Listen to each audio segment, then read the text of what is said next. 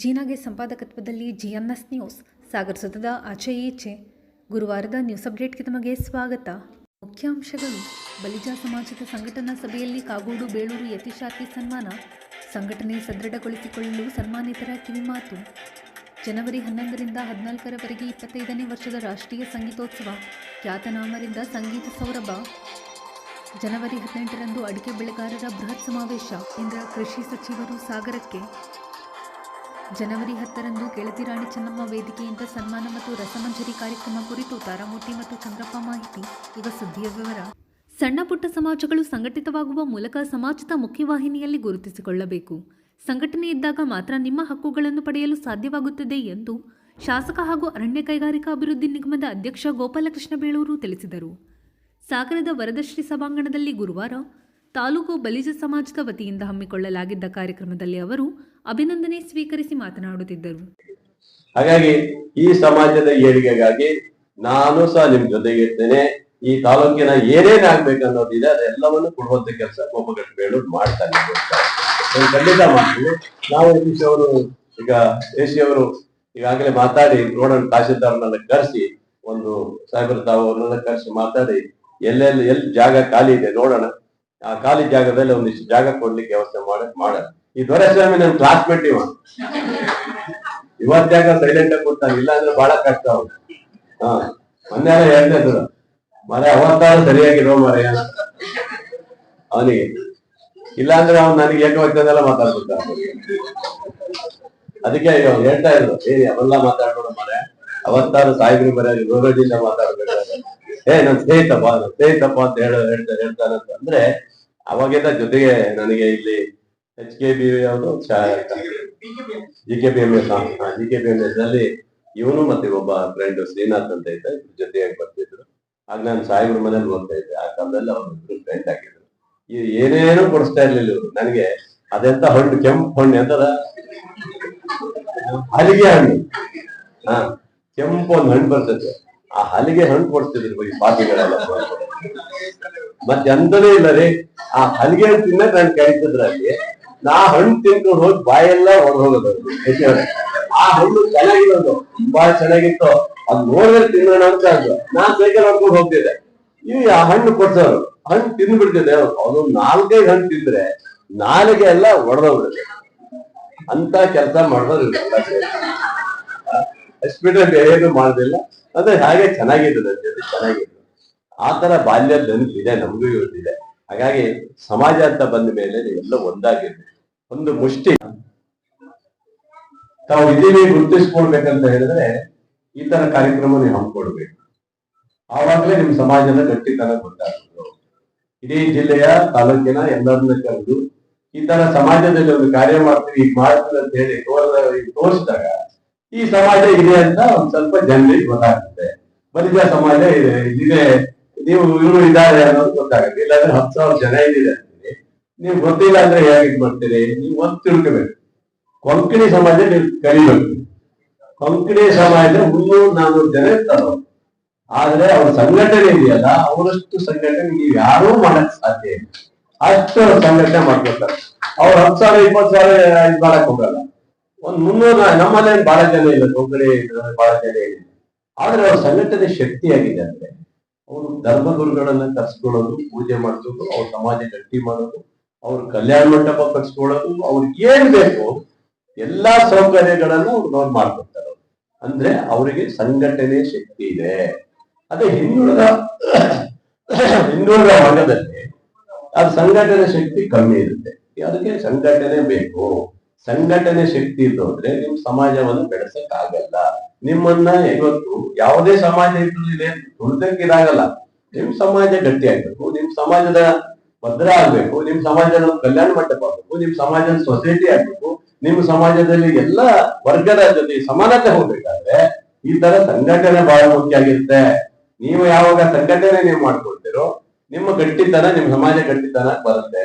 ಈಗ ಅಂತ ಸತೀಶ್ ಅವ್ರ ನೇತೃತ್ವದಲ್ಲಿ ಏನ್ ಮಾಡ್ತಾ ಇದ್ದೀರಿ, ಈಗ ನೀವೆಲ್ಲರೂ ಸೇರಿ ಒಗ್ಗಟ್ಟಾಗಿ ಕೆಲಸ ಮಾಡಿ. ಅದಕ್ಕಿಂತ ಹೆಚ್ಚಾಗಿ ಒಂದು ಕೈ ಮುಗಿ ಕೇಳೋದ್ರಿಂದ ಇವತ್ತು ನಮ್ಮ ಎಸಿ ಅವರು ಏನಿದೆ ಇವತ್ತು IAS ಆಗಿದ್ದಾರೆ, ಹಾಗೆ ನಿಮ್ಮ ಮಕ್ಕಳು ಇವತ್ತು ಆಗ್ಬೇಕು. ನಿಮ್ಮ ಮಕ್ಕಳಿಗೆ ಶಿಕ್ಷಣ ಕೊಡಬೇಕು. ಶಿಕ್ಷಣವೇ ಬಹಳ ಪ್ರಮುಖವಾದಂತ ಘಟ್ಟ.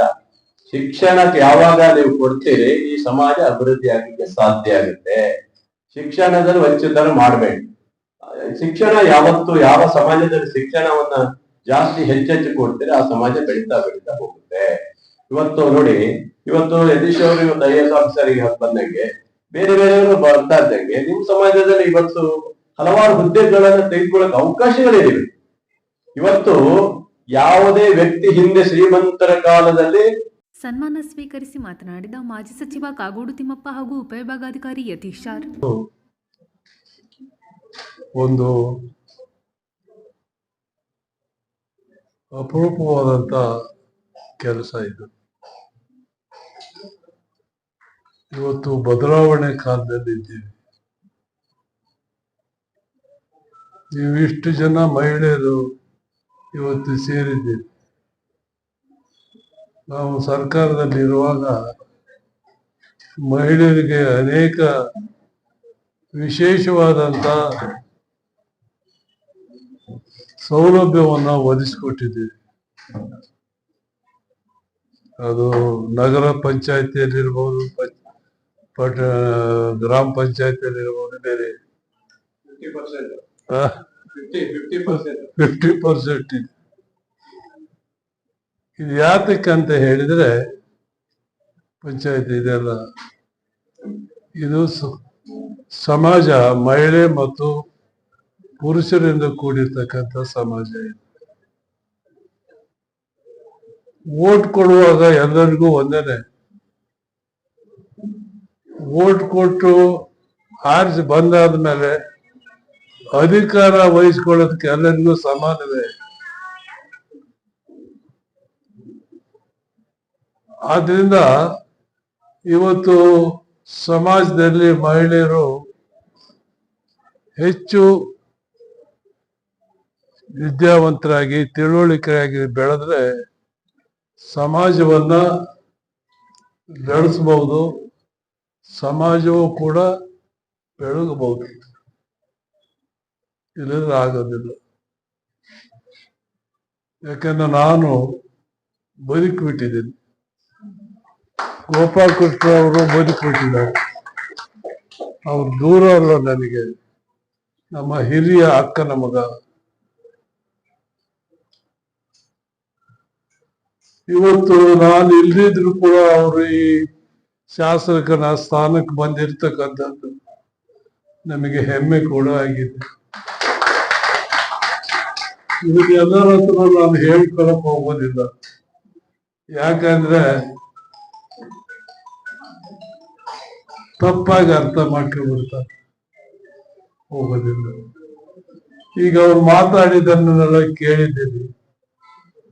ನನ್ನಷ್ಟು ಓದಿಲ್ಲ, ಆದ್ರೆ ಆಲೋಚನೆಯಲ್ಲಿ ವಿಚಾರದಲ್ಲಿ ಅವರು ಎಷ್ಟು ಪ್ರಜ್ಞಾವಂತರಾಗಿದ್ದಾರೆ ಅವರ ಮಾತನ್ನು ಹೇಳಿದ್ದನ್ನು ಕೇಳಿದ್ದೆ ಸಾಕ್ಷಿಯಾಗಿದೆ. ಇವತ್ತು ಬದಲಾವಣೆ ಕಾಲದಲ್ಲಿದ್ದೇವೆ. ಎಲ್ಲರೂ ಹೆಚ್ಚು ಆಸಕ್ತಿಯಿಂದ ಕೆಲಸ ಮಾಡಬೇಕು. ಜೊತೆಗೆ ಬದಲಾವಣೆಗೆ ತಕ್ಕಂತ ರೀತಿಯಲ್ಲಿ ನಡ್ಕೊಳ್ಬೇಕು. ಆ ಕೆಲಸ ಈ ಸಮಾಜದವರು ಮಾಡ್ತೀರಿ ಅಂತ ನನ್ನ ನಂಬಿಕೆ, ವಿಶ್ವಾಸ ಕೂಡ ಇವತ್ತಿದೆ.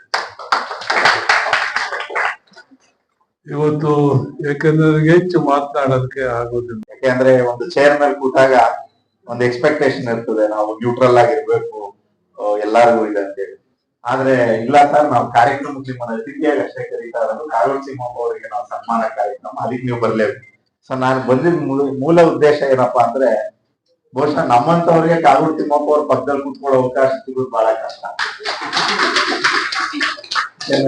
ಬಹುಶಃ ಅವರ ಅನುಭವ, ಅವರ ವಯಸ್ಸಿಗೆ 1/3 ಭಾಗ ನನ್ನ ವಯಸ್ಸು.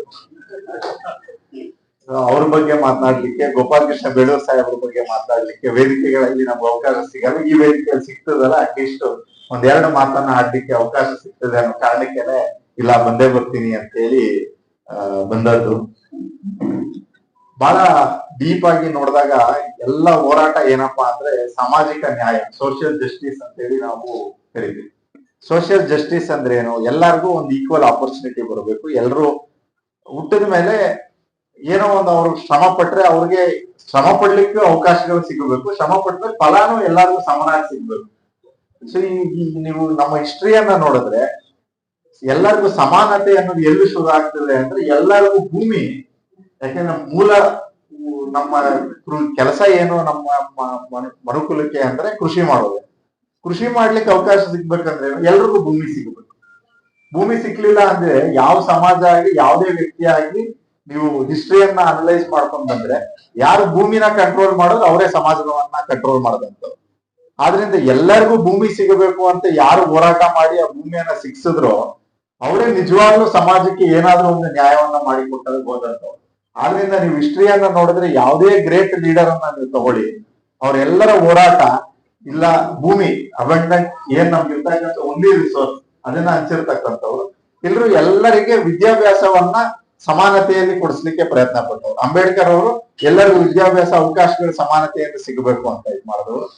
ನಮ್ಮ ರಾಜ್ಯದಲ್ಲಿ ಬಹುಶಃ ಭೂಮಿ ಎಲ್ಲರಿಗೂ ಸಮಾನವಾಗಿ ಸಿಗಬೇಕು ಅಂತ ಹೋರಾಟ ಮಾಡಿದ ನಾಯಕರ ಪಂಕ್ತಿಯಲ್ಲಿ ಅಗ್ರಸ್ಥಾನದಲ್ಲಿ ಇರ್ತಕ್ಕಂಥವ್ರು ಅನ್ನೋದು ನಾನು ಓದಿ ತಿಳ್ಕೊಂಡಂಥದ್ದು. ನಮ್ಮ ತಂದೆ ಒಬ್ರು ಸಮಾಜವಾದಿ ಆಗಿದ್ರು, ಅವರೆಲ್ಲ ಸೋಷಲಿಸ್ಟ್ ಇದರಲ್ಲಿ JP ಮೂವ್ಮೆಂಟ್ ನಲ್ಲೆಲ್ಲ ಬಹಳ ಓದಿ ತಿಳ್ಕೊಂಡು. ನಮ್ಮ ತಂದೆಯವ್ರಿಗೆ ನನಗೆ ಸಾಗರ ಪೋಸ್ಟಿಂಗ್ ಆಯ್ತು ಅಂದಾಗ ಅವ್ರು ಫಸ್ಟ್ ಹೇಳಿದ್ ಇಷ್ಟೇನೆ, ಹೋಗಿ ಕಾಗೋಡು ತಿಮ್ಮಪ್ಪವ್ರ ಆಶೀರ್ವಾದ ತಗೊಳಪ್ಪ ಫಸ್ಟ್. ಅವ್ರು ಮಾಡಿರ್ತಕ್ಕಂಥ ಕೆಲಸ ಯಾರು ಈ ರಾಜ್ಯದಲ್ಲಿ ಭೂಮಿ ಬಗ್ಗೆ ಮಾಡಿರ್ಲಿಕ್ಕೆ ಸಾಧ್ಯನೇ ಇಲ್ಲ ಅಂತೇಳಿ. ಇವಾಗ ಉಳ್ಳವರಿಗೆ ಭೂಮಿ, ಲ್ಯಾಂಡ್ ರಿಫಾರ್ಮ್ಸ್ ಇರ್ಬೋದು, ಬಗರುಕುಂ ಇರ್ಬೋದು, ನೀವು ಅಬ್ಸರ್ವ್ ಮಾಡಿ ನೋಡಿ. ಅದಾದ್ಮೇಲೆ ಎಷ್ಟೋ ಊರುಗಳಲ್ಲಿ ಬಹಳ ಹಿಂದುಳಿದ ವರ್ಗಗಳಿರ್ಬೋದು, ವಂಚಿತ ವರ್ಗಗಳಿರ್ಬೋದು, ಅವ್ರ ಬದುಕನ್ನ ಕಟ್ಕೊಳ್ಲಿಕ್ಕೆ ಅವಕಾಶ ಆಗಿರ್ತಕ್ಕಂಥದ್ದು ಆ ತರ ಪಾಲಿಸಿಗಳಾದ್ಮೇಲೆನೆ. ಸೊ ಅಂತವ್ರಿಗೆ ಅಭಿಮಾನ ಸಲ್ಲಿಸ್ತಕ್ಕಂಥ ಕಾರ್ಯಕ್ರಮದಲ್ಲಿ ಭಾಗವಹಿಸಲಿಕ್ಕೆ ಅವಕಾಶ ಮಾಡಿಕೊಡ್ತಕ್ಕಂಥ ಎಲ್ರಿಗೂ ನಾನು ನಮಸ್ಕಾರಗಳು. ಸಮಾಜದ ಅಧ್ಯಕ್ಷ ಸತೀಶ್ ಆರ್ ಕಾರ್ಯಕ್ರಮದ ಅಧ್ಯಕ್ಷತೆ ವಹಿಸಿದ್ದರು. ವೇದಿಕೆಯಲ್ಲಿ Manjappa Keladi, G Raghavendra, N Venkatesh Naidu, major Nagaraj ಇನ್ನಿತರರು ಉಪಸ್ಥಿತರಿದ್ದರು. ಪ್ರಭಾ ವೆಂಕಟೇಶ್ ಮತ್ತು ಸಂಗಡಿಗರು ಪ್ರಾರ್ಥಿಸಿದರು. ರಘುನಾಥ್ ಎಂ ಸ್ವಾಗತಿಸಿದರು. ದೇವರಾಜ್ ವಂದಿಸಿದರು. ದೀಪಕ್ ಸಾಗರ್ ಕಾರ್ಯಕ್ರಮ ನಿರೂಪಿಸಿದರು. ಜನವರಿ 18ರಂದು ಅಡಿಕೆ ಬೆಳೆಗಾರರ ಬೃಹತ್ ಸಮಾವೇಶ ನಡೆಯಲಿದ್ದು, ಕೇಂದ್ರ ಕೃಷಿ ಸಚಿವ ಶಿವರಾಜ್ ಸಿಂಗ್ ಚೌಹಾಣ್ ಸಮಾವೇಶ ಉದ್ಘಾಟಿಸಲಿದ್ದಾರೆ ಎಂದು ಪ್ರಾಂತ್ಯ ಅಡಿಕೆ ಬೆಳೆಗಾರರ ಸಂಘದ ಅಧ್ಯಕ್ಷ ವಾಶಂ ರಾಮಚಂದ್ರ ಭಟ್ ತಿಳಿಸಿದರು. ಗುರುವಾರ ಸುದ್ದಿಗೋಷ್ಠಿಯಲ್ಲಿ ಮಾತನಾಡಿದ ಅವರು, ಈಗಾಗಲೇ ಸುಮಾರು ಒಂದು 3-4 ತಿಂಗಳ ಹಿಂದೆ ನಿಶ್ಚಯವಾದಂತೆ ಇದೇ ಬರುವ ಜನವರಿ 18ನೇ ತಾರೀಕು ಸಾಗರದಲ್ಲಿ ಅಡಿಕೆ ಬೆಳೆಗಾರರ ಒಂದು ಬೃಹತ್ ಸಮಾವೇಶವನ್ನ ಏರ್ಪಡಿಸಿದ್ದೇವೆ. ಅಡಿಕೆ ಬೆಳೆಗಾರರ ಅನೇಕ ಸಮಸ್ಯೆಗಳಿಗೆ ಪರಿಹಾರವನ್ನ ಕಂಡುಕೊಳ್ಳುವ ನಿಟ್ಟಿನಲ್ಲಿ ಈ ಸಮಾವೇಶವನ್ನ ಮಾಡ್ತಾ ಇದ್ದೀವಿ. ಆ ಸಮಾವೇಶಕ್ಕೆ ಕೇಂದ್ರ ಸಚಿವರಾಗಿರ್ತಕ್ಕಂಥ ಶಿವರಾಜ್ ಸಿಂಗ್ ಚೌಹಾಣ್ ಅವ್ರನ್ನ ಆಹ್ವಾನ ಮಾಡಿದ್ದೀವಿ. ಈಗಾಗಲೇ ಅವರದ್ದು TP ಆಗಿದೆ. ಅವರು ಈ ಕಾರ್ಯಕ್ರಮದ ಉದ್ಘಾಟನೆಯನ್ನ ಕೇಂದ್ರ ಕೃಷಿ ಮತ್ತು ತೋಟಗಾರಿಕಾ ಮಂತ್ರಿಗಳಾಗಿರ್ತಕ್ಕಂಥ ಶಿವರಾಜ್ ಸಿಂಗ್ ಚೌಹಾಣ್ ಅವರು ಮಾಡ್ತಾ ಇದ್ದಾರೆ. ಇದೇ ಸಂದರ್ಭದಲ್ಲಿ ಒಂದು ಸ್ಮರಣ ಸಂಚಿಕೆಯನ್ನ ಬಿಡುಗಡೆ ಮಾಡ್ತಾ ಇದ್ದೀವಿ. ಆ ಸ್ಮರಣ ಸಂಚಿಕೆ ಬಿಡುಗಡೆಯನ್ನ ನಮ್ಮ ಕರ್ನಾಟಕ ರಾಜ್ಯದ ತೋಟಗಾರಿಕಾ ಮಂತ್ರಿಗಳಾಗಿರ್ತಕ್ಕಂಥ HS ಮಲ್ಲಿಕಾರ್ಜುನ್ ಅವರು ಬಿಡುಗಡೆ ಮಾಡ್ತಾ ಇದ್ದಾರೆ. ಹಾಗೇನೆ ಅಡಿಕೆಗಾಗಿ ಅನೇಕ ಅಡಿಕೆ ಬೆಳೆಗಾರರಿಗೆ ನಮಗೆ ಅನುಕೂಲವನ್ನು ಮಾಡಿಕೊಟ್ಟಿರ್ತಕ್ಕಂಥ ನಮ್ಮ ಕ್ಷೇತ್ರದಲ್ಲಿ ಮಾಜಿ ಶಾಸಕರಾಗಿರ್ತಕ್ಕಂಥ ಕಾಗೋಡು ತಿಮ್ಮಪ್ಪನವ್ರನ್ನ ಅಡಿಕೆ ಬೆಳೆಗಾರ ಸಂಘದಿಂದ ಒಂದು ಗೌರವ ಮಾಡಬೇಕು ಅಂತ ಯೋಚನೆ ಮಾಡಿದ್ದೀವಿ. ಹಾಗೂ ಈ ಅಡಿಕೆ ಬೆಳೆಗಾರ ಸಂಘದ ಮಾಜಿ ಅಧ್ಯಕ್ಷರುಗಳಿಗೆ ಒಂದು ಗೌರವ ಸಮರ್ಪಣೆಯನ್ನ ನೀಡಬೇಕು ಅಂತ ಮಾಡಿದ್ವಿ. ಇದನ್ನ ನಮ್ಮ ಜಿಲ್ಲಾ ಉಸ್ತುವಾರಿ ಸಚಿವರಾಗಿರ್ತಕ್ಕಂಥ ಮಧು ಬಂಗಾರಪ್ಪನವರು ನಡೆಸ್ಕೊಡ್ತಾ ಇದ್ದಾರೆ.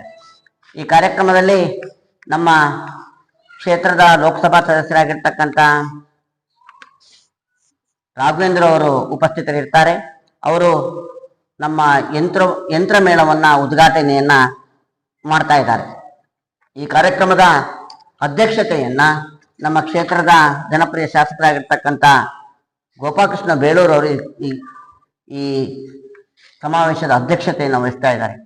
ಈ ಕಾರ್ಯಕ್ರಮದಲ್ಲಿ ನಮ್ಮ ಪಕ್ಕದ ಕೆನರಾ ಸಂಸದರಾಗಿರ್ತಕ್ಕಂಥ ನಮ್ಮ ವಿಶ್ವೇಶ್ವರ ಕಾಗೇರಿ ಅವರು ಸಹ ಭಾಗವಹಿಸ್ತಾ ಇದ್ದಾರೆ. ಹಾಗೇನೆ ಮಾಜಿ ಗೃಹ ಸಚಿವರಾಗಿರ್ತಕ್ಕಂಥ ತೀರ್ಥಹಳ್ಳಿಯ ಆರ್ಗ ಜ್ಞಾನೇಂದ್ರರು ಆಗಮಿಸ್ತಾ ಇದ್ದಾರೆ. DCC ಬ್ಯಾಂಕಿನ ಅಧ್ಯಕ್ಷರಾಗಿರ್ತಕ್ಕಂಥ RM ಮಂಜುನಾಥ್ ಗೌಡರು ಬರ್ತಾ ಇದ್ದಾರೆ. ನಮ್ಮ ಕ್ಷೇತ್ರದ ಮಾಜಿ ಶಾಸಕರಾಗಿರ್ತಕ್ಕಂಥ ಹಾಲಪ್ಪನವರು ಉಪಸ್ಥಿತರಿರ್ತಾರೆ. ಶಿವಮೋಲ್ನ ಅಧ್ಯಕ್ಷರಾಗಿರ್ತಕ್ಕಂಥ ವಿದ್ಯಾಧರ್ ಅವರು, ಹೊರನಾಡಿನ ಧರ್ಮಕರ್ತರಾಗಿರ್ತಕ್ಕಂಥ ಡಾಕ್ಟರ್ ಭೀಮೇಶ್ ಜೋಶಿ ಅವರು, ಹಾಗೇನೆ ಸಿಕಂದೂರ್ನ ಧರ್ಮಕರ್ತರಾಗಿರ್ತಕ್ಕಂಥ ಡಾಕ್ಟರ್ ರಾಮಪ್ಪನವರು, ಜೊತೆಗೆ ಕ್ಯಾಂಪ್ಕೋ ಅಧ್ಯಕ್ಷರಾಗಿರ್ತಕ್ಕಂಥ ಕಿಶೋರ್ ಕುಮಾರ್ ಕೊಡಗಿ ಅವರು, ನಮ್ಮ ಅಡಿಕೆ ಮಹಾಮಂಡಳದ ಅಧ್ಯಕ್ಷರಾಗಿರ್ತಕ್ಕಂಥ ಯಡಗೆರೆ ಸುಬ್ರಹ್ಮಣ್ಯ ಅವರು, ಜೊತೆಗೆ ಮ್ಯಾಮ್ಕೋಸ್ನ ಅಧ್ಯಕ್ಷರಾಗಿರ್ತಕ್ಕಂಥ ಮಹೇಶ್ ಹುಲ್ಕುಳ್ಳಿ ಅವರು, ನಮ್ಮ ಈ ಕಾರ್ಯಕ್ರಮಕ್ಕೆ ಸಹಯೋಗವನ್ನ ನೀಡಿರ್ತಕ್ಕಂಥ ಆಫ್ಕೋಸ್ ಮತ್ತು ತೋಟಗಾರ್ನ ಅಧ್ಯಕ್ಷರುಗಳಾಗಿರ್ತಕ್ಕಂಥ ಇಂದೂಧರ ಗೌಡರು ಮತ್ತೆ KC ದೇವಪ್ಪನವರು, ಅಡಿಕೆ ದಲಾಲಿ ಸಂಘದ ಅಧ್ಯಕ್ಷರಾಗಿರ್ತಕ್ಕಂಥ ಮೋಹನ್ ಅವರು ಮತ್ತು ಖರೀದಾರ್ ಸಂಘದ ಅಧ್ಯಕ್ಷರಾಗಿರ್ತಕ್ಕಂಥ ನಿರಂಜನ್ ಕೋರಿ ಅವರು ಇಡೀ ಆ ಕಾರ್ಯಕ್ರಮದಲ್ಲಿ ಅತಿಥಿಗಳಾಗಿ ಉಪಸ್ಥಿತರಿರ್ತಾರೆ. ನಮ್ಮ ಬೇಡಿಕೆಗಳು ಈಗಾಗಲೇ ಗೊತ್ತಿದೆ. ವಿದೇಶದಿಂದ ಬರ್ತಾ ಇರತಕ್ಕಂಥ ಅಡಿಕೆ ಆಮದುವನ್ನ ನಿಯಂತ್ರಣ ಮಾಡಬೇಕು, ಹಾಗೂ ಅದಕ್ಕೆ ಹಾಕ್ತಾ ಇರ್ತಕ್ಕಂಥ ಏನು ಈಗ 351 ರೂಪಾಯಿ ಕರ ಇದೆ ಅದನ್ನು ಜಾಸ್ತಿ ಮಾಡಬೇಕು ಹೇಳ್ತಕ್ಕಂಥದ್ದು ಮುಖ್ಯವಾಗಿ ನಮ್ಮ ಅಜೆಂಡಾ. ಸುಪ್ರೀಂ ಕೋರ್ಟ್ನಲ್ಲಿ ಈಗಾಗಲೇ ತೂಗುಗತಿಯಾಗಿರ್ತಕ್ಕಂಥ ಅಡಿಕೆ ಹಾನಿಕಾರಕ ಹೇಳ್ತಕ್ಕಂಥದ್ದು, ಅದು ಹಾನಿಕಾರಕ ಅಲ್ಲ ಹೇಳ್ತಕ್ಕಂಥದ್ದನ್ನ ಕೇಂದ್ರ ಸರ್ಕಾರ ಸುಪ್ರೀಂ ಕೋರ್ಟಿಗೆ ಒಂದು ಮನವಿಯನ್ನು ಹಾಕಬೇಕು ಹೇಳ್ತಕ್ಕಂಥ ಒತ್ತಾಯವನ್ನ ನಾವು ಈ ಸಮಾವೇಶದ ಮುಖಾಂತರ ಮಾಡ್ತಾ ಇದ್ದೀವಿ. ಈಗಾಗಲೇ ನಿಮ್ಮೆಲ್ಲರ ಸಹಕಾರ, ತುಂಬಾ ಸಹಕಾರವನ್ನ ನೀವು ಪತ್ರಿಕೆಯವರು ಕೊಟ್ಟಿದ್ದೀರಾ.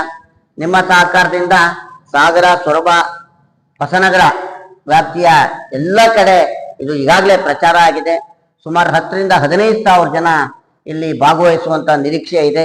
ತುಂಬಾ ಚೆನ್ನಾಗಿ ಅಡಿಕೆ ಬೆಳೆಗಾರರು ಇದನ್ನು ಮಾಡಲೇಬೇಕು, ಈ ಸಮಾವೇಶವನ್ನ ನಮ್ಮ ಒಂದು ಒಗ್ಗಟ್ಟನ್ನ ಪ್ರದರ್ಶನ ಮಾಡಲೇಬೇಕು ಹೇಳ್ತಕ್ಕಂಥದ್ದನ್ನ ಎಲ್ಲ ಅಡಿಕೆ ಬೆಳೆಗಾರರ ಮನದಟ್ಟಾಗಿದೆ.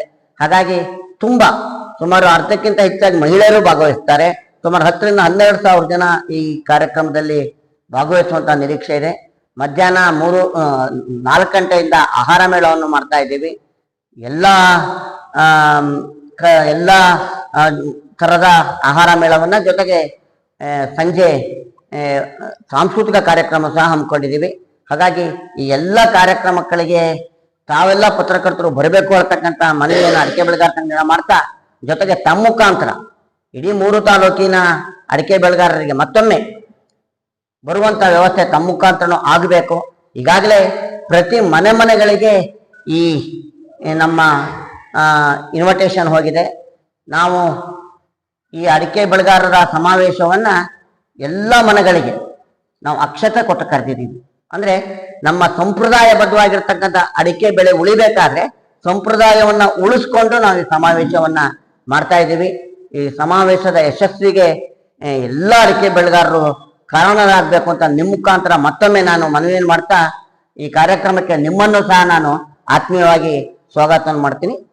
ಸಮಾವೇಶದ ಸಂಚಾಲಕ UH ರಾಮಪ್ಪ ಮಾತನಾಡಿ, ನಮಸ್ಕಾರ. ಈ ಅಡಿಕೆ ಬೆಳೆಗಾರರಲ್ಲಿ ವಿಶೇಷವಾಗಿ ಸಾಗರ, ಸೊರಬ ಮತ್ತು ಹೊಸನಗರ ಈ 3 ತಾಲೂಕುಗಳಲ್ಲಿ ಸಾಂಪ್ರದಾಯಿಕ ಅಡಿಕೆ ಬೆಳೆಗಾರರು ಅಂತ ನಾವು ಕರಿತೇವೆ. ಅಂದ್ರೆ ಬಹಳ ಹಿಂದಿನಿಂದಲೂ ಅಡಿಕೆ ತೋಟಗಳನ್ನು ಉಳಿಸಿ ಬೆಳೆಸ್ಕೊಂಡು ಬಂದಿರತಕ್ಕಂಥ ಬೆಳೆಗಾರ. ಈ ಎಲ್ಲ ಬೆಳೆಗಾರರಿಗೂ ಹಿಂದಿನಿಂದಲೂ ಕೂಡ ನಮಗೆ ಸೊಪ್ಪಿನ ಬೆಟ್ಟ ಅನ್ನುವಂತಹದ್ದು, ತೋಟದ ಮೇಲ್ಗಡೆಗೆ ಸೊಪ್ಪಿನ ಬೆಟ್ಟ ಅನ್ನುವಂತಹದ್ದು ಖಾತೆ ಒಳಗೆ ಇಂಥ ಭಾಗಾಯತಿಗೆ ಈ ಸರ್ವೆ ನಂಬರಿನ ಸೊಪ್ಪಿನ ಬೆಟ್ಟ ಅನ್ನುವಂಥದ್ದು ಕಾಣಿಸ್ಕೊಂಡು ಬಂದಿದ್ರು. ಆ ಸೊಪ್ಪಿನ ಬೆಟ್ಟವನ್ನ ನಾವು ಉಳಿಸ್ಕೊಂಡು ಬೆಳೆಸ್ಕೊಂಡು ಬಂದಿದ್ದೇವೆ ಹಿಂದಿಂದಲೂ. ಈ ಸೊಪ್ಪಿನ ಬೆಟ್ಟ ಅನ್ನುವಂಥದ್ದು ಇವತ್ತು ಮಲೆನಾಡಿನಲ್ಲಿ ವಿಶೇಷವಾಗಿ ಕಾಡು ಮತ್ತು ಮರಗಳು ಕಾಣ್ತಾ ಇರ್ತಕ್ಕಂಥದ್ದು ಸೊಪ್ಪಿನ ಬೆಟ್ಟದಲ್ಲಿ. ಈ ಸೊಪ್ಪಿನ ಬೆಟ್ಟವನ್ನ ಪ್ರಪೋಸ್ಡ್ ಫಾರೆಸ್ಟ್ ಅನ್ನುವಂತಹದ್ದು ಬದಲಾವಣೆಯನ್ನು ಮಾಡಿದ್ದಾರೆ ಅರಣ್ಯ ಇಲಾಖೆ ವ್ಯಾಪ್ತಿಗೆ. ಸೊ ಇವತ್ತೆಲ್ಲ ನಾಳೆ ಈ ಪ್ರಪೋಸ್ಡ್ ಫಾರೆಸ್ಟ್ ಏನಾಗುತ್ತೆ ಅಂತ ಹೇಳಿದ್ರೆ ರಿಸರ್ವ್ ಫಾರೆಸ್ಟ್ ಆಗುತ್ತೆ ಅಥವಾ ಇನ್ಯಾವುದೋ ಫಾರೆಸ್ಟ್ ಅಂತ ಅವರು ತಂದು ಇಲ್ಲಿ ಲಾಗಾಯತಿನಿಂದಲೂ ನಮ್ಮ ತೋಟದ ಮೇಲ್ಗಡೆಗಳಲ್ಲಿ ಬಾಗಾಯತುದಾರರು ಮನೆ ಕಟ್ಕೊಂಡು ವಾಸ ಇದ್ದಾರೆ. ಅಂದ್ರೆ ಸೊಪ್ಪಿನ ಬೆಟ್ಟದಲ್ಲಿ ಬಾಗಾಯಿದಾರರ ಮನೆಗಳು ಇರ್ತಕ್ಕಂಥದ್ದು. ಹಿಂದೆ ಬಹಳ ದೂರ ದೂರಕ್ಕೆ ಒಂದೊಂದು ಮನೆ ಇರ್ತಿತ್ತು. ಆಮೇಲೆ ಮಕ್ಕಳು ಹಿಸೆ ಮಾಡ್ಕೊಂಡಾಗ 2-3 ಮನೆ ಆದಾಗ ಅದೇ ಸೊಪ್ಪಿನ ಬೆಟ್ಟದಲ್ಲೇ ಅಕ್ಕಪಕ್ಕದಲ್ಲಿ ಮನೆಗಳನ್ನು ಕಟ್ಕೊಂಡು ವಾಸ ಮಾಡ್ತಾ ಇದ್ದಾರೆ. ಈ ಪ್ರಪೋಸ್ಡ್ ಫಾರೆಸ್ಟಿನ ಪರಿಭಾವಿತ ಅರಣ್ಯದ ಪರಿಣಾಮ ಏನಾಗುತ್ತೆ? ಪರಿಭಾವಿತ ಅರಣ್ಯದಿಂದಾಗಿ ನಮಗೆ ಹೊಸ ಸಮಸ್ಯೆ ನಾಳೆ ಶುರುವಾಗ್ತದೆ. ಈ ಮನೆಗಳು ನೀವು ಅರಣ್ಯ ಪ್ರದೇಶದಲ್ಲಿ ಕಟ್ಕೊಂಡಿದ್ದೀರಿ, ಹಾಗಾಗಿ ನೀವು ಈ ಜಾಗವನ್ನು ಖಾಲಿ ಮಾಡಿ ಅಂತ ಹೇಳ್ಬೋದು. ಇದೊಂದು ದೊಡ್ಡ ಸಮಸ್ಯೆ ಆಗಿ ಪರಿಣಾಮ ಬೀರಬಹುದು. ಹಾಗಾಗಿ ಇದರಿಂದ ಬೆಳೆಗಾರರಿಗೆ ರಕ್ಷಣೆ ಬೇಕಾಗಿದೆ. ಇನ್ನೊಂದು ಸರ್ವತ್ರ ಇರ್ತಕ್ಕಂಥದ್ದು ಸುಪ್ರೀಂ ಕೋರ್ಟ್ ನಲ್ಲಿ ಅಡಿಕೆ ಕ್ಯಾನ್ಸರ್ ಕಾರಕ ಅನ್ನುವಂತ ಸಂಗತಿಗಳು. ಇದು ವಿಶೇಷವಾಗಿ ಹಿಂದೆ ಸರ್ಕಾರದ ತಪ್ಪಿನಿಂದ ಮತ್ತು ವಿಶೇಷವಾಗಿ ಲಾಬಿ, ಅಡಿಕೆ ವಿರುದ್ಧವಾಗಿರ್ತಕ್ಕಂಥ ಲಾಬಿಯ ಪರಿಣಾಮ. ಸೊ ಕ್ಯಾನ್ಸರ್ ಕಾರಕ ಅನ್ನುವಂಥದ್ದನ್ನ ತಂದಿದ್ದಾರೆ. ಇದು ಕ್ಯಾನ್ಸರ್ ಕಾರಕ ಅಲ್ಲ ಅನ್ನುವಂಥದ್ದನ್ನ ಈಗಾಗಲೇ ಬೇರೆ ಬೇರೆ ಲ್ಯಾಬ್ಗಳಲ್ಲಿ ಇನ್ಕ್ಲೂಡಿಂಗ್ ನಮ್ಮ MS ರಾಮಯ್ಯ ಹಾಸ್ಪಿಟಲ್ ಕೂಡ ಅದನ್ನ ಸಂಪೂರ್ಣವಾಗಿ ಟೆಸ್ಟ್ ಮಾಡಿ ಇದು ಕ್ಯಾನ್ಸರ್ ಕಾರಕ ಅಲ್ಲ ಅನ್ನುವಂಥದ್ದನ್ನ ಹೇಳಿರ್ತಕ್ಕಂಥ ರಿಪೋರ್ಟ್ಗಳು ಕೂಡ ಬಂದಿದೆ. ಇದು ಸರ್ಕಾರದಿಂದ ಮಾಡಿಸಿರ್ತಕ್ಕಂಥದ್ದು. ಅಲ್ಲಿ ಆ ರಿಪೋರ್ಟ್ ತೆಗೆದುಕೊಳ್ಳುವ ಸಲುವಾಗಿ ಆ ರಿಪೋರ್ಟ್ ಅದೇನು ವರದಿಯನ್ನು ತಗೋಬೇಕು ಅವರು ಟೆಸ್ಟ್ ಮಾಡಿ, ಆ ಟೆಸ್ಟಿಗೆ ಹಣ ಕೂಡ ಸರ್ಕಾರದ ಕಡೆಯಿಂದ, ಅಂದ್ರೆ ಅಡಿಕೆ ಪ್ರಕೋಷ್ಠ ಏನಿತ್ತು ಅದರ ಕಡೆಯಿಂದ ಕೊಟ್ಟಿದ್ದಾರೆ. ಆರ್ಗ ಜ್ಞಾನೇಂದ್ರ ಅವರು ಅಧ್ಯಕ್ಷರಾಗಿರ್ತಕ್ಕಂಥ ಸಂದರ್ಭದಲ್ಲಿ ಅವ್ರ ಕಡೆಯಿಂದ ಆ 30 ಲಕ್ಷ ರೂಪಾಯಿ ಪೇಮೆಂಟ್ ಮಾಡಿ ಕ್ಯಾನ್ಸರ್ ಕಾರಕ ಅಲ್ಲ, ಕ್ಯಾನ್ಸರ್ಗೆ ಅನುಕೂಲಕರವಾಗಿರ್ತಕ್ಕಂಥ ಔಷಧಿ ಯುಕ್ತ ಇರ್ತಕ್ಕಂಥದ್ದು ಅಡಿಕೆ ಅನ್ನುವಂಥದ್ದನ್ನ ಅವರು ವರದಿ ಕೊಟ್ಟಿದ್ದಾರೆ. ಆದ್ರೆ ಸಮಸ್ಯೆ ಅಂತ ಹೇಳಿದ್ರೆ ಈ ವರದಿಗಳನ್ನ ಒಪ್ಕೊಳ್ಳಿಕ್ಕೆ ಕೋರ್ಟ್ ತಯಾರಿಲ್ಲ. ಇಂಟರ್ನ್ಯಾಷನಲ್ ಜರ್ನಲ್ ನಲ್ಲಿ ಬಂದ್ರೆ ಮಾತ್ರ ಅವರು ಒಪ್ಕೋತಾರೆ. ಸೊ ಅದು ಆ ಕಡೆಯಿಂದ ಪ್ರಯತ್ನ ನಡೆದಿದೆ, ಅದು ಒಂದು ಭಾಗ. ಈ ಎರಡೂ ವಿಶೇಷವಾಗಿ ಅಡಿಕೆ ಬೆಳೆಗಾರರಿಗೆ ತುಂಬಾ ಮುಂದಿನ ದಿನಗಳಲ್ಲಿ ತೊಂದರೆ ಆಗುವಂತಹ ಸಾಧ್ಯತೆಗಳಿದ್ದಾವೆ.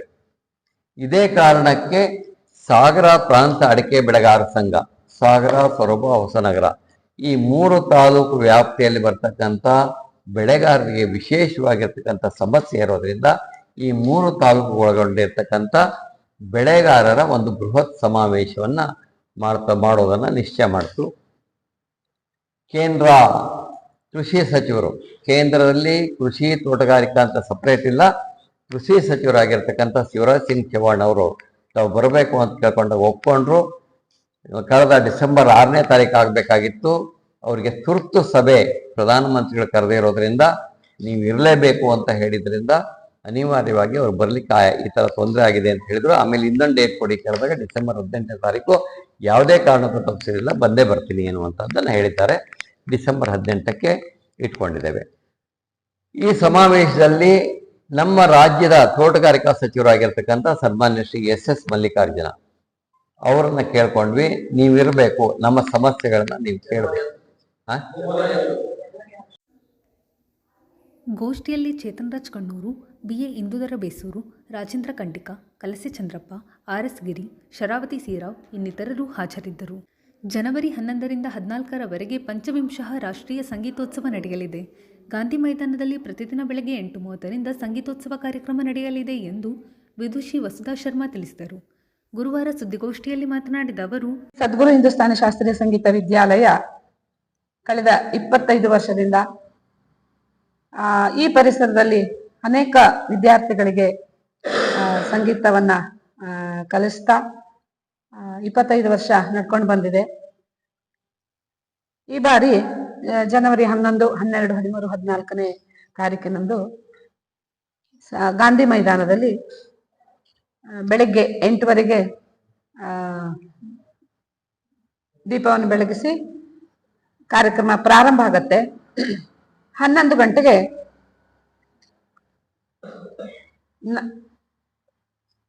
ಶ್ರೀಧರ್ ಸಾಗರ್ ಅವರ ಸ್ಯಾಕ್ಸೋಫೋನ್ ವಾದನ ಇದೆ. ಇದಕ್ಕೆಲ್ಲ ವಿದ್ವಾಂಸರುಗಳು ಸಹ ವಾದಕರಾಗಿ ಬರಲಿದ್ದಾರೆ. ಸರಿಯಾಗಿ 12 ಗಂಟೆಗೆ 12ರಿಂದ 12:30 ಸಮಯದಲ್ಲಿ ಪರಮ ಪೂಜ್ಯ ಶ್ರೀಮದ್ ಜಗದ್ಗುರು ಶಂಕರಾಚಾರ್ಯ ಶ್ರೀ ಶ್ರೀ ರಾಘವೇಶ್ವರ ಭಾರತಿ ಮಹಾಸ್ವಾಮಿಗಳು ಆಗಮಿಸಿ ನಮ್ಮ ವಿದ್ಯಾಲಯ ಈ ವರ್ಷ ಒಂದು ಪಠ್ಯ ಪುಸ್ತಕವನ್ನ ಹೊರತರಲಿದೆ ವಿದ್ಯಾರ್ಥಿಗಳಿಗಾಗಿ. ರಜತ ಗಂಧರ್ವ ಎನ್ನುವ ಪುಸ್ತಕ, ಅದನ್ನ ಗುರುಗಳನ್ನ ಉದ್ಘಾಟನೆ ಮಾಡಲಿದ್ದಾರೆ. ಹಾಗೂ ಉಪಸ್ಥಿತಿ ಪರಮ ಪೂಜ್ಯ ವೈ ರಾಜಾರಾಮ್ ಪೀಠಾಧ್ಯಕ್ಷರು ಶ್ರೀ ನರಹರಿ ಸದ್ಗುರು ಆಶ್ರಮ ಹಿಂದೂಪುರ ಅವರು ಸಾನ್ನಿಧ್ಯವನ್ನು ವಹಿಸಲಿದ್ದಾರೆ.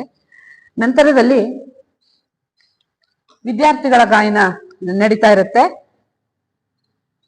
ಸಂಜೆ 11ನೇ ತಾರೀಕಿನ ದಿವಸ ಸಂಜೆ 5:30ರಿಂದ ಹಿಂದೂಸ್ತಾನಿ ಶಾಸ್ತ್ರೀಯ ಸಂಗೀತ ಪ್ರಿಯಾ ಪುರುಷೋತ್ತಮ ಮುಂಬೈ ಅವರಿಂದ, ಹಾಗೆ ರಾತ್ರಿ 9:30ರಿಂದ 7 ಗಂಟೆಗೆ ಸಭಾ ಕಾರ್ಯಕ್ರಮದಲ್ಲಿ ಮುಖ್ಯ ಅತಿಥಿಗಳಾಗಿ ಶ್ರೀ ವಿಶ್ವೇಶ್ವರ ಹೆಗಡೆ ಕಾಗೇರಿಯವರು, ಮಾಜಿ ವಿಧಾನಸಭಾಧ್ಯಕ್ಷರು, ಕರ್ನಾಟಕ ಸರ್ಕಾರ, ಸಂಸದರು, ಉತ್ತರ ಕನ್ನಡ ಜಿಲ್ಲೆ, ಹಾಗೂ ಈ ಸಂಗೀತೋತ್ಸವ ಸಮಿತಿಯ ಗೌರವಾಧ್ಯಕ್ಷರಾಗಿ ಶ್ರೀ ವಿ ಗಣೇಶ್, ಸಂಗೀತೋತ್ಸವ ಸಮಿತಿ ಗೌರವಾಧ್ಯಕ್ಷರು, ನಿವೃತ್ತ ಪ್ರಾಂಶುಪಾಲರು ಮತ್ತು ಸಾಹಿತಿಗಳು. ಇಲ್ಲಿ ಸ್ಮರಣ ಸಂಚಿಕೆ ಬಿಡುಗಡೆ ಇದೆ. ರಜತ ಸಾರಂಗಿ ಎನ್ನುವ ಹೆಸರಿನಲ್ಲಿ ಡಾಕ್ಟರ್ ಗಜಾನ್ ಶರ್ಮಾ ಹುಕ್ಲು ಇವರು ಇದನ್ನ ಬಿಡುಗಡೆ ಮಾಡಲಿದ್ದಾರೆ. ಅಧ್ಯಕ್ಷತೆಯನ್ನ ವೇದನಾದ ಪ್ರತಿಷ್ಠಾನದ ಅಧ್ಯಕ್ಷರಾದ ಶ್ರೀ ಶ್ರೀಧರ್ ಸಿ ಹೆಗಡೆ ಅವರು, ಹಾಗೂ ಪ್ರಧಾನ ಸಂಪಾದಕರ ರಜತ ಸಾರಂಗಿ ಪುಸ್ತಕದ ಸಂಪಾದಕರಾದ ಮಾವೆಂಸ ಪ್ರಸಾದ್ ಮಾವೆಂಸರ್ ಅವರು, ಹಾಗೂ ರವೀಂದ್ರ ಪುಸ್ತಕಾಲಯದ ವೈ.ಎ. ದಂತಿ ಅವರು ಈ ಸಭೆಯನ್ನು ನಡೆಸಿಕೊಡಲಿದ್ದಾರೆ. ಹಾಗೂ ರಾತ್ರಿ ಮತ್ತೆ 8:30ರಿಂದ ಪ್ರಾರಂಭವಾಗುವ ಕಾರ್ಯಕ್ರಮ ಮಧ್ಯಾಹ್ನ 12ರಿಂದ ಗಾನ ವೇಣು ಜುಗಲ್ಬಂದಿ, ಹಿಂದೂಸ್ತಾನಿ ಮತ್ತು ಕರ್ನಾಟಕ ಸಂಗೀತದ ಜುಗಲ್ಬಂದಿ ನಡೆಯಲಿದೆ. ಹಿಂದೂಸ್ತಾನಿ ಗಾಯನದಲ್ಲಿ ಸಿದ್ಧಾರ್ಥ ಬೆಳ್ಮಣ್ಣವರು, ಕರ್ನಾಟಕ ಕೊಳಲಿನಲ್ಲಿ ಅಮಿತ್ ನಾಡಿಗ್ ಅವರು ಭಾಗವಹಿಸಲಿದ್ದಾರೆ. ಹಾಗೆ ಮಧ್ಯಾಹ್ನ 2 ಗಂಟೆಯಿಂದ ಸಭಾ ಕಾರ್ಯಕ್ರಮ ದಿವ್ಯ ಸಾನ್ನಿಧ್ಯ ಮತ್ತು ಆಶೀರ್ವಚನ ಶ್ರೀ ಶ್ರೀ ವಿದ್ಯಾಪ್ರಸನ್ನ ತೀರ್ಥ ಸ್ವಾಮಿಗಳು, ಜಗದ್ಗುರು ಶ್ರೀ ಮಧ್ವಾಚಾರ್ಯ ಮಹಾಸಂಸ್ಥಾನ, ಶ್ರೀ ಸಂಪುಟ ನರಸಿಂಹ ಸ್ವಾಮಿ, ಶ್ರೀ ಸುಬ್ರಹ್ಮಣ್ಯ ಮಠ ಸುಬ್ರಹ್ಮಣ್ಯ ಇವರು ದಿವ್ಯ ಸಾನ್ನಿಧ್ಯವನ್ನು ವಹಿಸಲಿದ್ದಾರೆ. ಹಾಗೆ ನಂತರದಲ್ಲಿ 5:30ರಿಂದ ಹಿಂದೂಸ್ತಾನಿ ಬಾನ್ಸುರಿ ಜುಗಲ್ಬಂದಿ ಕಾರ್ಯಕ್ರಮ ಇದೆ. ಪಂಡಿತ್ ಪ್ರವೀಣ್ ಗೋಡ್ಖಿಂಡಿ ಬೆಂಗಳೂರು ಹಾಗೂ ಷಡಜ್ ಗೋಡ್ಖಿಂಡಿ ಅವರ ಅಪ್ಪ ಮಗ ಅವರದ್ದು ಜುಗಲ್ಬಂದಿ ಇದೆ. ತಬಲಾದಲ್ಲಿ ಕಿರಣ್ ಗೋಡ್ಖಿಂಡಿ, ಪಖಾವಜ್ಜಲ್ಲಿ ಸುಖದ್ ಮುಂದೆ ಕಲ್ಕತ್ತಾ ಅವರು ಭಾಗವಹಿಸಲಿದ್ದಾರೆ. ಸಮಾರೋಪ ಸಮಾರಂಭ ಇದೆ ಸಂಜೆ 7ರಿಂದ. ಶ್ರೀ ಬಿ.ವೈ. ರಾಘವೇಂದ್ರ ಸಂಸದರು, ಶಿವಮೊಗ್ಗ ಜಿಲ್ಲೆ ಇವರು, ಶ್ರೀ ಗುರುದತ್ ಹೆಗಡೆ ಜಿಲ್ಲಾಧಿಕಾರಿಗಳು ಮತ್ತು ದಂಡಾಧಿಕಾರಿಗಳು, ಶಿವಮೊಗ್ಗ, ಹಾಗೆ ಪಂಡಿತ್ ಮೋಹನ್ ಹೆಗಡೆ ಹುಣಸೆಕೊಪ್ಪ ತಬಲಾ ಗುರುಗಳು, ಶ್ರೀ ಜಿ.ಎಸ್. ಹೆಗಡೆ ಸಪ್ತಕ ಕಲಾ ಪೋಷಕರು, ಬೆಂಗಳೂರು, ಶ್ರೀ ದೀಪಕ್ ಸಾಗರ್ ಪತ್ರಕರ್ತರು, ಸಾಗರ, ಶ್ರೀ ಅನಂತಮೂರ್ತಿ ಹೆಗಡೆ ಬಿಜೆಪಿ ಜಿಲ್ಲಾ ಉಪಾಧ್ಯಕ್ಷರು, ರೈತ ಮೋರ್ಚಾ, ಉತ್ತರ ಕನ್ನಡ ಇವರು ಭಾಗವಹಿಸಲಿದ್ದಾರೆ. ನಂತರದಲ್ಲಿ 9:30ರಿಂದ ವಿದುಷಿ ಮಂಜುಷಾ ಪಾಟೀಲ್ ಕುಲಕರ್ಣಿ, ಪುಣೆ ಅವರಿಗೆ ಮಯಾಂಕ್ ಬೇಡೇಕರ್ ಹಾರ್ಮೋನಿಯಂ ತಬಲಾದಲ್ಲಿ, ಶ್ರೀ ಗುರುಪ್ರಸಾದ್ ಹೆಗಡೆ ಗಿಲ್ಗುಂಡಿ ಅವರು ಹಾರ್ಮೋನಿಯಂನಲ್ಲಿ ಭಾಗವಹಿಸಲಿದ್ದಾರೆ. ಅನೇಕ ಗಣ್ಯ ವ್ಯಕ್ತಿಗಳು, ಸಂಗೀತಾಸಕ್ತರು ಈ ಕಾರ್ಯಕ್ರಮದಲ್ಲಿ ಭಾಗವಹಿಸಲಿದ್ದಾರೆ. ಎಲ್ಲ ಸಂಗೀತಾಸಕ್ತರಿಗೆ ನಾನು ಆತ್ಮೀಯವಾಗಿ ಕರೆಯನ್ನು ಮಾಡ್ತಾ ಇದ್ದೇನೆ, ಬಂದು ಸಂತೋಷ ಪಡಿ.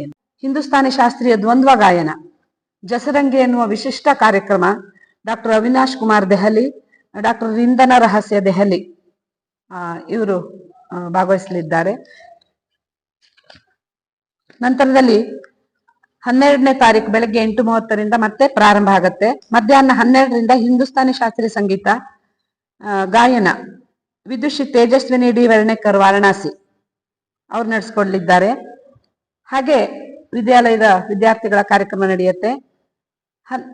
ಸಂಜೆ 5:30ರಿಂದ ಕರ್ನಾಟಕ ಶಾಸ್ತ್ರೀಯ ಸಂಗೀತ ವಿದುಷಿ ಎಸ್ ಐಶ್ವರ್ಯ ಚೆನ್ನೈ, ವಿದುಷಿ ಎಸ್ ಸೌಂದರ್ಯ ಚೆನ್ನೈ, ಇವರು ಪದ್ಮಭೂಷಣ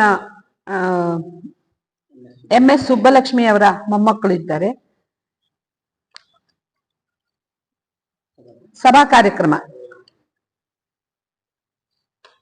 7 ಗಂಟೆಯಿಂದ ದಿವ್ಯ ಸಾನ್ನಿಧ್ಯವನ್ನ ಶ್ರೀ ಶ್ರೀ ಅಭಿನವ ಚನ್ನಬಸವ ಮಹಾಸ್ವಾಮಿಗಳು, ಶ್ರೀ ಸದಾನಂದ ಶಿವಯೋಗಾಶ್ರಮ ಮೂಲೆಗದ್ದೆ ಅವರು ದಿವ್ಯ ಸಾನ್ನಿಧ್ಯವನ್ನು ವಹಿಸಲಿದ್ದಾರೆ. ಮುಖ್ಯ ಅತಿಥಿಗಳಾಗಿ ಶ್ರೀ ಗೋಪಾಲಕೃಷ್ಣ ಬೇಳೂರ್ ಅವರು, ವಿಧಾನದ ಸಭಾ ಸದಸ್ಯರು ಹಾಗೂ ಅಧ್ಯಕ್ಷರು, ಕರ್ನಾಟಕ ರಾಜ್ಯ ಅರಣ್ಯ ಕೈಗಾರಿಕಾ ನಿಗಮ ನಿಯೋಜಿತ, ಹಾಗೂ ಶ್ರೀ HK ನಾಗಪ್ಪ, ಆಯುಕ್ತರು, ನಗರಸಭೆ ಸಾಗರ.